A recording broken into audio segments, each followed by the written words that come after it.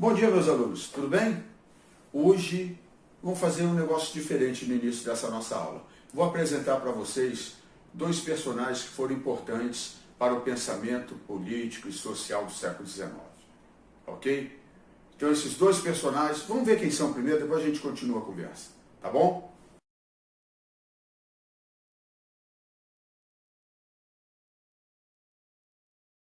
Olá, tudo bem? Meu nome é John Rockefeller, tá? Eu sou um empresário do ramo têxtil, tenho 3 fábricas, emprego mais de 3.000 pessoas, né? Atualmente estou ampliando meus negócios, querendo abrir mais fábricas e até em outros lugares, né? Pago meus impostos em dia, pago tudo direitinho, FGTS dos trabalhadores, recolho todos os impostos, né? Atualmente estou desenvolvendo aí uns estudos, né, um planejamento administrativo para reduzir os custos, né, para poder ampliar meus negócios, né, mais fábricas, vou gerar mais empregos, né, e buscar sempre a melhoria também da qualidade do meu produto, né, e investir em propaganda também para vender mais, para ampliar cada vez mais meu negócio, e com isso eu vou gerando mais empregos. Eu estou ajudando o país a crescer, ok?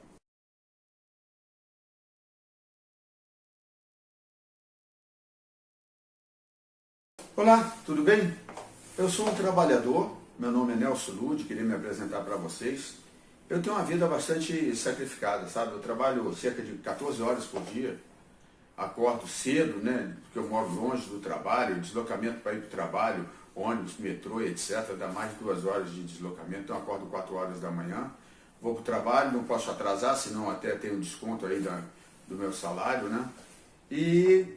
Mas tenho meu emprego, graças a Deus tenho meu emprego, o salário não é muito bom, né, mas a minha mulher também trabalha, só que ela ganha metade do que eu ganho, né, e o meu filho também ajuda a trabalhar, né, ele trabalha lá também, ganha metade do que ela ganha, né, é muito sacrificante essa vida, tá? Mas quando eu saio do trabalho, 2 horas depois de engarrafamento, 2 horas e meia, eu chego em casa para descansar, aí eu vou chegar em casa já às 8, 9 horas da noite, né, uma vida bastante sacrificada. Eu acho que eu preciso conversar com os meus patrões aí para melhorar a minha situação, né? Moro num local ruim, com as moradias bem insalubres, né? Com falta de atendimento médico, etc. Acho que temos que conversar com nossos patrões aí, né? Vamos lá.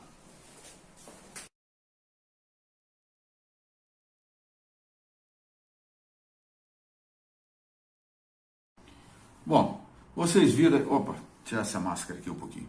Bem, vocês viram aí que eu apresentei 2 personagens para vocês, né?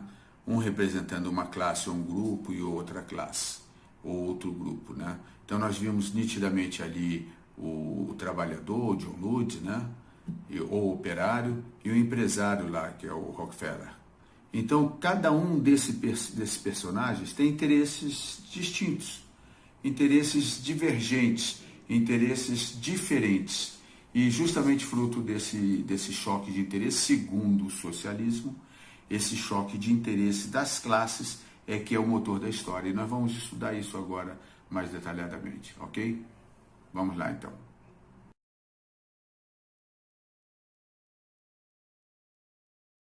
Vamos agora à parte, assim, digamos, mais importante dessa nossa unidade didática, pensamento social e político do século XIX.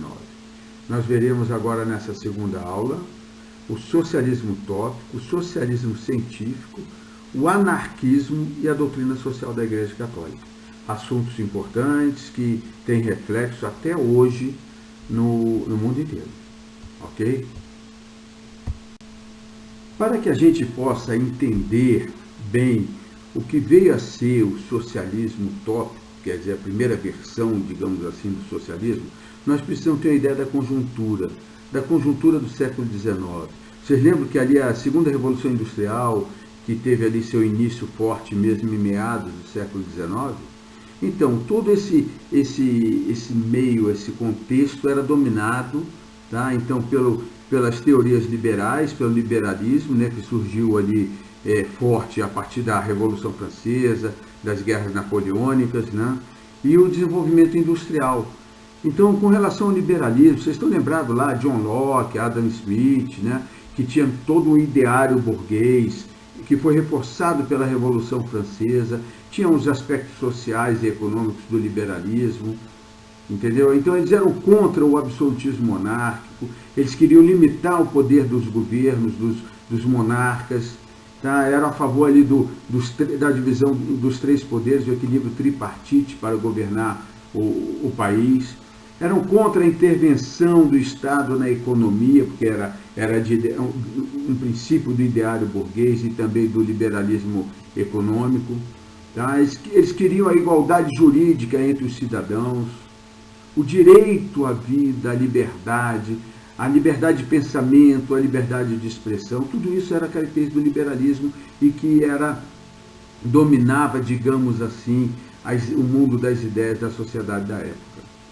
E, por outro lado, a industrialização, né, tendo ali a sua segunda onda, né, a segunda revolução industrial, com desenvolvimento tecnológico, novas tecnologias nos transportes, nas comunicações, gerando riqueza, enriquecendo países, enriquecendo a burguesia, os grandes burgueses, quem tinha posse, né, quem dominava o capital, os capitalistas. O trabalho assalariado, né, os trabalhadores quase todos eram assalariados, e o aumento do consumo. Tudo isso parece ter um aspecto positivo, mas por outro lado nós temos aí a situação dos trabalhadores que não era nada boa. Né? A situação do trabalhador era bastante crítica. Toda a família trabalhava para poder ter o mínimo para se sustentar. Então, mulheres, crianças, os salários eram baixos, eram longas as jornadas de trabalho, as condições de trabalho eram bastante insalubres, então muitas pessoas sofriam acidentes de trabalho, adoeciam, eram explorados, o trabalhador, a exploração da mão de obra era muito grande. Né? Então, e tinha um crescimento urbano, porque cada vez mais precisando de operários, e a mão de obra que vinha do campo, aquele êxodo rural, que não vamos entrar em detalhes aqui, vinham para a cidade e se amontoavam em cortiços, em condições de moradia e de saúde bastante precárias, sem lazer e com alimentação também bastante precária. Então, isso tudo aí, todo esse contexto, foi provocando ali a reação de quem? Da burguesia? Não, a burguesia estava satisfeita com a situação, estavam produzindo, estavam ganhando, estavam enriquecendo, mas provocou as primeiras reações dos trabalhadores. E que nós tivemos aí os dois primeiros movimentos, que foi o ludismo, de 1811 a 1819, e o cartismo, que durou ali de 1838 até 1842, por aí. Então, vamos ver primeiro o que foi o ludismo. O ludismo foi um movimento de trabalhadores que a primeira reação que eles tiveram contra aquela situação é achar que as máquinas da Revolução Industrial que eram as culpadas por aquelas mazelas que eles sofriam como trabalhadores, porque provocavam desemprego, porque uma máquina substituía a mão de obra de 10 trabalhadores. Então, esse movimento ludista, eles mandavam cartas antes de atacar as fábricas, assinadas supostamente, quer dizer, supostamente, por um general, o general Lud, daí o nome ludismo. E eles entravam nas fábricas e destruíam as máquinas. E a reação do governo foi bastante violenta, com enforcamentos, condenações, colocando os integrantes desse movimento nas masmorras, deportando. Então foi bastante violento, então esse movimento foi controlado em 1819. E em 1838 surgiu o cartismo. O cartismo, daí veio o nome de carta, né? Surgiu com a primeira carta em 1838, uma carta feita pela Associação de Trabalhadores de Londres, uma carta do povo dirigida ao parlamento e assinada por William Lovett. Essa carta, ela exigia, era um movimento muito mais organizado e assinado por mais de 1 milhão de pessoas, essa primeira carta, 1.300.000 pessoas, tá? E essas pessoas que eu digo são trabalhadores, são pessoas do sexo masculino que se envolviam mais na política e faziam reivindicações políticas para o parlamento. O parlamento recusou e o movimento foi reprimido. William Lovett foi preso, né? E o que eles queriam nessa carta, professor? Eles queriam maior representação no parlamento, eles queriam sufrágio universal para os homens maiores de 21 anos. Então vocês veem que tem limitações aí, né? Sufrágio universal, mas somente para os homens maiores de 21 anos. E o voto secreto que eles queriam também. Então, na realidade, no fundo, todas essas reivindicações visavam democratizar o parlamento. E os cartistas, nesse primeiro movimento, foram sufocados, não tiveram muito sucesso, mas continuaram e fizeram uma segunda carta. Desta vez foi assinada por mais de 3 milhões de pessoas. Quer dizer, mais da metade dos homens trabalhadores de Londres. Então era uma quantidade muito grande. Então o parlamento, dessa vez, apesar de ter recusado, se sentiu mais pressionado. Então eles acabaram conseguindo alguns pedidos. No início, a primeira carta, como eu falei, tinham só reivindicações políticas. Na segunda carta, já o cartismo se aproximou dos sindicatos, dos trade unions, os sindicatos, e começaram a fazer reivindicações também de cunho trabalhista. Então eles conseguiram reduzir a jornada de trabalho, tá? Eles conseguiram inclusive o direito de que as mulheres e crianças não trabalhassem nas máquinas para fazer manutenção, limpeza das máquinas em funcionamento. Olha que absurdo. Crianças, mulheres faziam manutenção das máquinas com as máquinas funcionando. Essas máquinas antigas tinham diversos acidentes, perdiam membros, ficavam aleijados. Então, isso daí foi um direito que eles conquistaram, para ver como é que eram as condições de trabalho naquela época. Tá ok? No século XIX, considerando o contexto industrial, a reação dos trabalhadores, etc., que nós vimos no slide anterior, alguns empresários achavam, com razão, inaceitáveis aquelas condições de desigualdade que havia com a industrialização, com os trabalhadores em péssimas condições de trabalho, moradia, educação, saúde, etc. Então, começaram a surgir, no século XIX, as primeiras doutrinas socialistas, que nada mais eram do que herdeiras do pensamento jacobino da Revolução Francesa. Então, o termo socialismo surgiu nesse contexto. Agora, o socialismo utópico, esse acréscimo da palavra utópico, ele surgiu realmente depois, para designar aqueles primeiros formuladores do pensamento socialista. Tá? Justamente a palavra utópico vem daquela expressão de ser difícil atingir, de ser quase que o mundo ideal, mas que é difícil atingir. Então, depois que surgiu, como eu disse, esse termo utópico, que acaba desqualificando as intenções do socialismo, do pensamento socialista.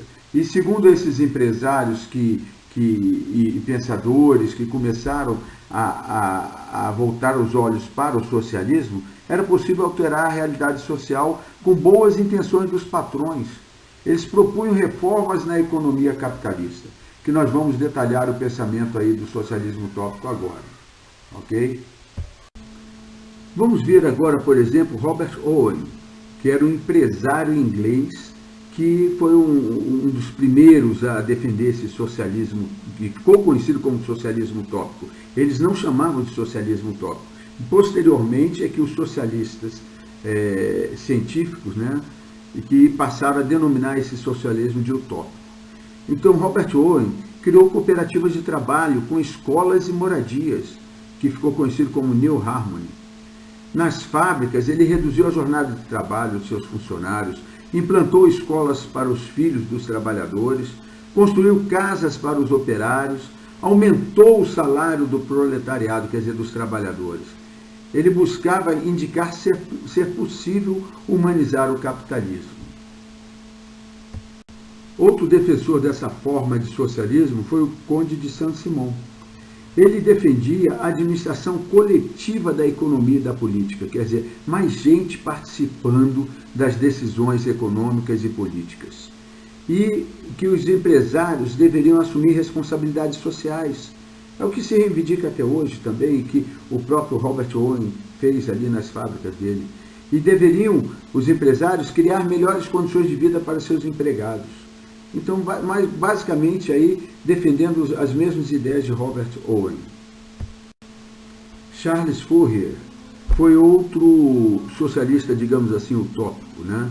Ele propôs uma sociedade onde o trabalho e o prazer estivessem ligados, quer dizer, você trabalhar com o que você gosta, você fazer o que você gosta. Pela primeira vez surgiu, digamos assim, essa ideia.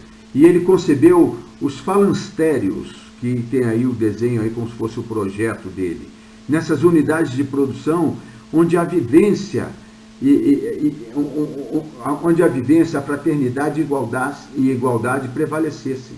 Então, quer dizer, tudo muito no mundo das ideias, né, e que o trabalho deveria ser uma vocação pessoal, quer dizer, é uma novidade para a época, é quase que um teste vocacional que teria que fazer para o seu trabalho. Agora, quem iria querer, por exemplo, fazer a limpeza dos banheiros e das áreas desse falanstério? Alguém teria, será, assim, uma vocação pessoal para limpar banheiro? Mas aí ele dizia que esses trabalhos deveriam ser feitos pelas crianças, ou até mesmo pelas mulheres. Então ele achou uma solução para essa situação.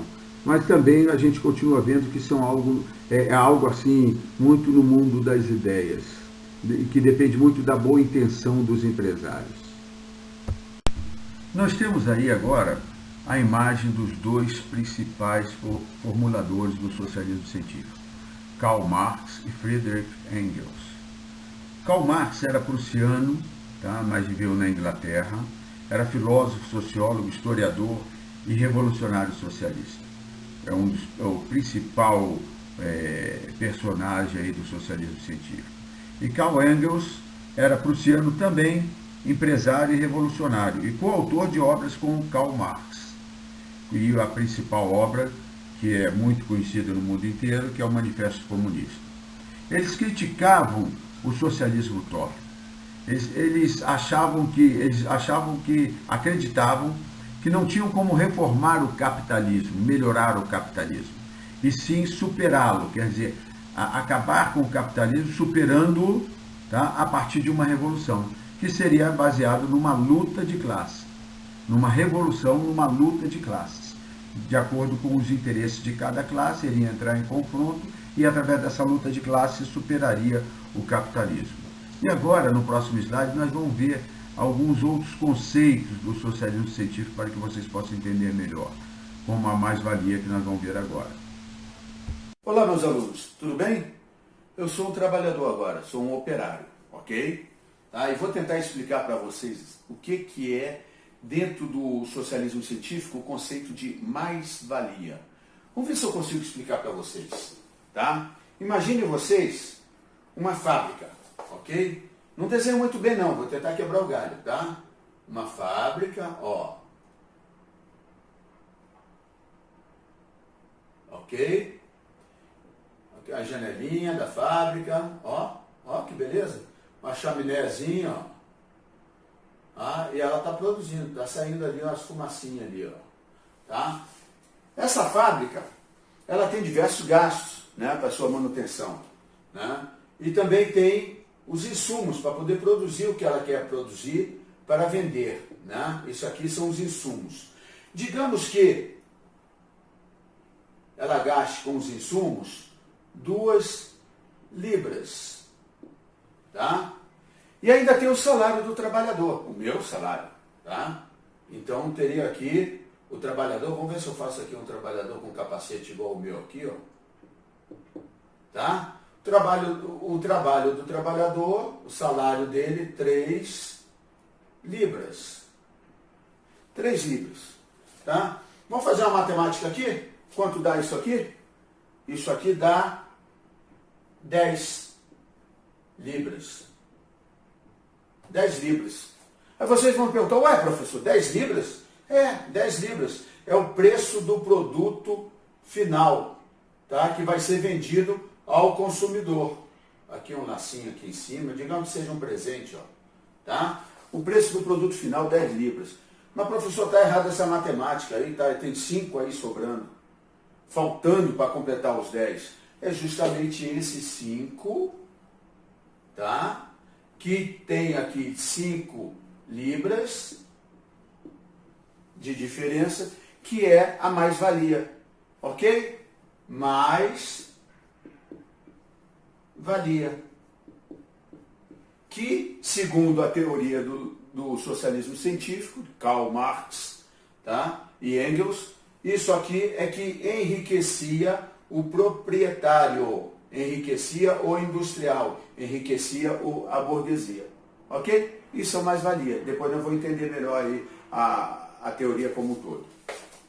Meus alunos, segundo o materialismo histórico, a história da humanidade ela é determinada pela base econômica ou infraestrutura, tá? E o modo de produção, os meios de produção, que é o modo de produção. E pelas relações de classe. Então, por isso que ela fala muito na luta de classe, né? Então, em suma, eu fiz esse quadro aqui para vocês entenderem o que vem a ser o socialismo científico e o materialismo histórico, que é um dos conceitos do socialismo científico, tá? A humanidade ela tem duas partes principais. A infraestrutura, que determina a nossa existência, as nossas necessidades, tá? E a superestrutura, né? Que é a nível de consciência, tá? A nível de consciência. Então, a infraestrutura, que seriam os meios de produção, a indústria, a agricultura, o comércio, a mineração, tá? Elas determinariam a superestrutura. Determinariam a superestrutura. Tá? Como que seria a superestrutura? Então, o modo de produção, a infraestrutura, determina como tem que ser a estrutura. Isso daqui é um conceito importante no socialismo científico. Tá? E a superestrutura é o quê? É a organização do Estado, a sociedade, as relações sociais, quer dizer, relações políticas, relações sociais, religião, cultura, justiça, as leis. Entenderam bem isso daí? Ok? Outro conceito importante dentro do socialismo científico é a própria Revolução Socialista, que eles diziam que era o quê? O que era a Revolução Socialista? Era o meio pelo qual os trabalhadores assumiriam o poder, tá? Eliminando a propriedade privada, que eles eram contra a propriedade privada, e socializando os meios de produção, seja ela uma fazenda, quer dizer, terras produtivas ou fábricas, implantando o comunismo. Mas antes de implantar o comunismo, eles passariam por uma etapa intermediária, né? Que seria a ditadura do proletariado. Proletariado, quer dizer, dos trabalhadores. E assim seriam eliminadas as desigualdades econômicas e sociais. Isso é o que previa ali o socialismo científico. Como eu disse ali no slide anterior, né, o capitalismo, para Marx e Engels, era uma etapa necessária, tá, para a Revolução Socialista, para se chegar ao socialismo, né? Então, só que antes disso, deveriam passar pela ditadura do proletariado, tá? Que é justamente quando iriam eliminar a propriedade privada e socializar os meios de produção, ok? Então, após a ditadura do proletariado, se chegaria finalmente à situação ideal, segundo o socialismo científico, que seria o comunismo, que seria o fim do Estado, quer dizer, não haveria um Estado, não haveria a estrutura, a organização estatal, e o fim da luta de classe, e todos seriam iguais, tá? Isso segundo o socialismo científico, ok? E agora nós vamos ver aqui em rápidas palavras o que veio a ser o anarquismo, né? Que surgiu também no século XIX, início do século XX, ainda tínhamos bastantes movimentos nesse sentido. Que teve como os principais formuladores o Pierre-Joseph Proudhon e Mikhail Bakunin. Tá? Então o que eles pregavam? Eles pregavam o fim de qualquer forma de governo. Eram contra qualquer forma de governo. Que eles pregavam que a liberdade geral, a sociedade, o homem não deveria ter um governo oprimindo ou dizendo o que fazer ou o que não fazer. Tá? E com isso, justamente com base nesse conceito que eles eram contra qualquer forma de governo, eles divergiam do marxismo, quer dizer, a concepção que nós vimos agora no slide anterior, no fato de que eles diziam que eles chegariam ao comunismo sem passar pelaquela etapa intermediária da ditadura do proletariado. Então, quer dizer, um pouco mais radical em seus conceitos, né? E que eles poderiam chegar ao comunismo sem passar pela ditadura do proletariado. Entenderam bem isso daí? Ok? Quem quiser se aprofundar, depois procura dar uma lida a mais aí na internet, etc. Então nós vemos aí que o século XIX foi bem fértil em termos de doutrinas, de novas ideias e etc. Nós tivemos aí Revolução Industrial, liberalismo econômico e social, nós tivemos socialismo utópico, nós tivemos socialismo científico, nós tivemos o anarquismo, né? O capitalismo selvagem, digamos assim, o capitalismo irrestrito, né? E como é que ficou a igreja nisso daí?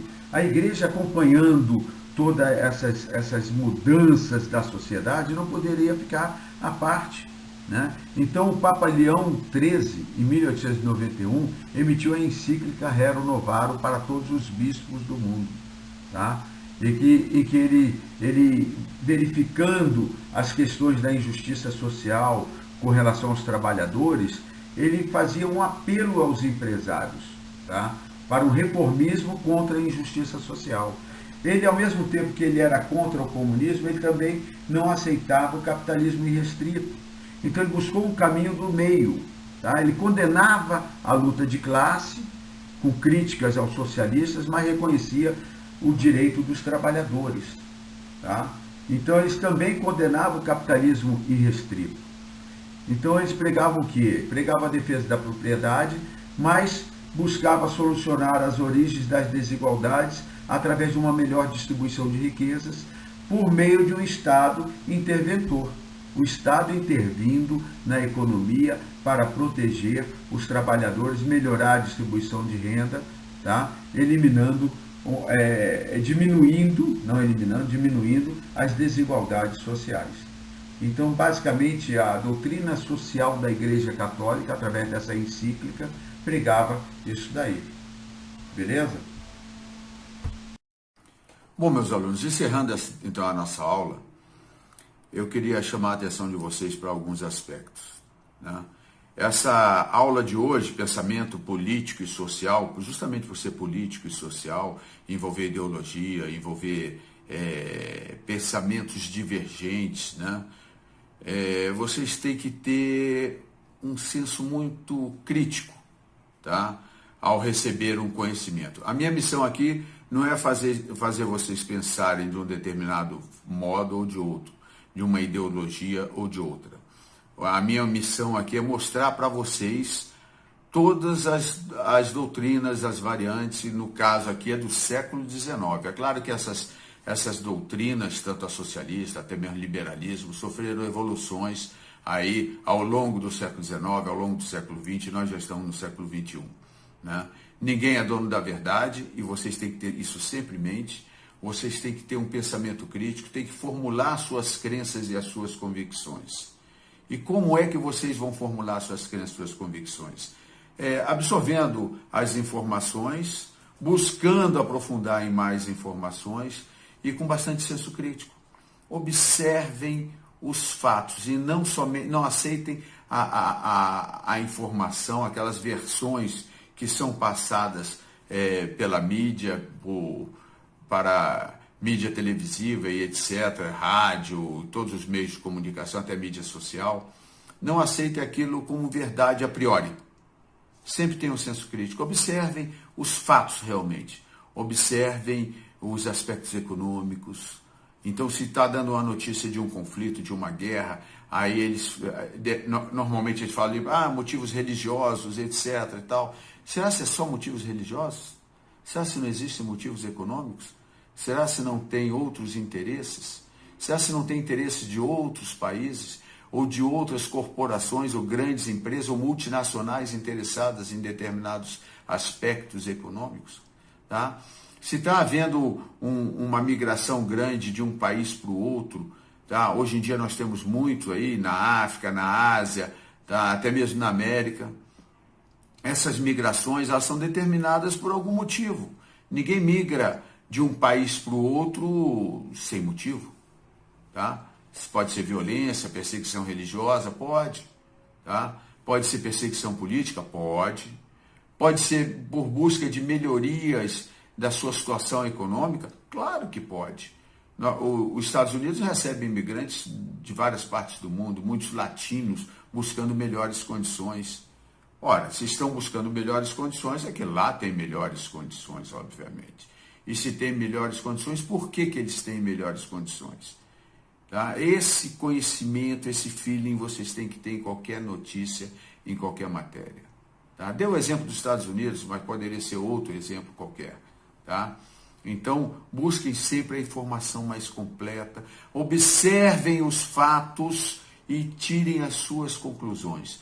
Não aceitem jargões, slogans fechados, que normalmente são muito simplificados, tá? E normalmente tem um objetivo por trás disso tudo. Procure analisar a notícia, analisar a matéria, buscar mais conhecimento e formular as suas opiniões.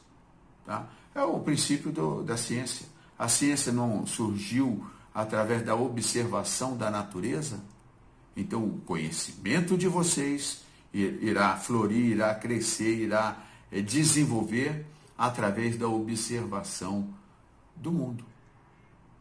Ok? Das relações sociais, das relações de trabalho, tá? Da economia do seu país, da política do seu país, tá ok? De tudo. Então vocês têm que ter uma visão global hoje em dia, uma visão global e tirar as suas próprias conclusões e montar as suas versões dos fatos. Ok? Ok? Então encerramos nossa aula. Um abraço, saúde a todos.